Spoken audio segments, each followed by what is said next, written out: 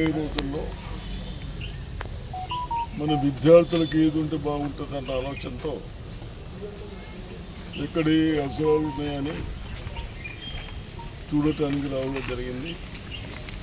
తప్పనిసరిగా ఇక్కడ మగపిల్లలకు బాత్రూమ్స్ ఉన్నాయి, దాన్ని కూడా మంచిగా చేపిద్దాం. గర్ల్స్కి ఆడపిల్లలకు బాత్రూమ్ ఏమన్నారు అవి కట్టిద్దాం. అదేవిధంగా డ్రింకింగ్ వాటర్కి తాగడానికి ఎక్కడ ఇబ్బంది ఉంటే ఒక ట్యాంక్ డ్రింకింగ్ వాటర్కి వేరే ప్లస్ టాయిలెట్స్కి వేరే ఒక ట్యాంక్ పెట్టిద్దాం. అదేవిధంగా ప్రజలకు పేరెంట్స్కు నేను రిక్వెస్ట్ చేస్తూ ఉన్నాను, మీ అందరం మన పిల్లల్ని చదివించుకోవాలి.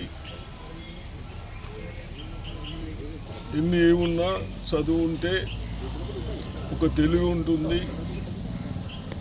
అందరికీ జాబులు రావు కానీ వచ్చే వాళ్ళకి జాబులు వస్తాయి. చదువు ఉన్న వాళ్ళు ఏదైనా పని చేసుకొని బతకొచ్చు. మనకున్న చాలటి భూములతో దాని మీద బతకలేరు. కాబట్టి ఇప్పుడు మన ప్రభుత్వం వచ్చిన తర్వాత స్ట్రెంత్ చేపియాలి. నేను టీచర్లకు కూడా రిక్వెస్ట్ చేస్తూ ఉన్నాను, నా పిల్లలు చదివిన వాళ్ళకు ఎక్కడనో ఒకళ్ళిద్దరు తప్ప అందరికి 75% ఎబో రావాలి.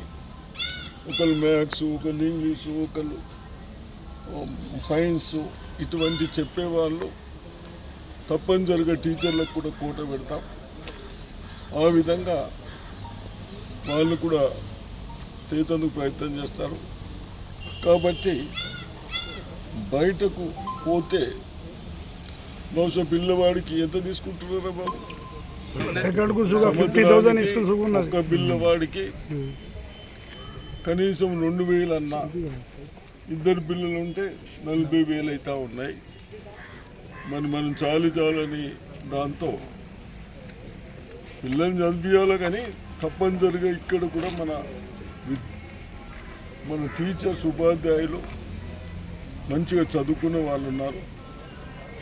కాబట్టి వాళ్ళు మనం కోఆర్డినేషన్తో మన పిల్లలకు ఎడ్యుకేషన్ ఇప్పిస్తే బాగుంటుంది.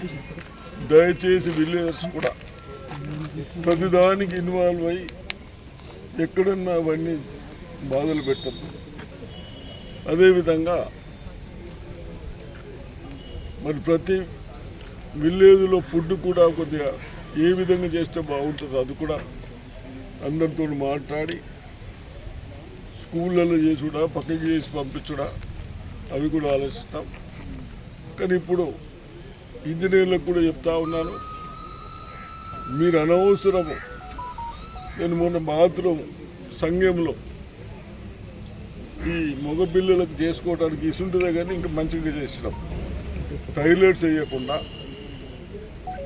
ఏ విధంగా అయితే మనం స్లాబ్ వేసి ఆ కింద కాంక్రీట్ వేసి ఆర్సీస్తో స్లాబ్గా చేస్తే అది బాగుంటుంది. కాబట్టి దాన్ని కనీసం ఎట్ ఏ టైం ఒక 5-6 పిల్లలు పోయేటట్టు కేవలం 2,50,000కి వేసాం. ఇక్కడనేమో మీరు అందరూ 6-7 lakhs అంటా ఉన్నారు. అది కరెక్ట్ కాదు. ఎక్కడ కూడా టాయిలెట్స్ వేయొద్దు.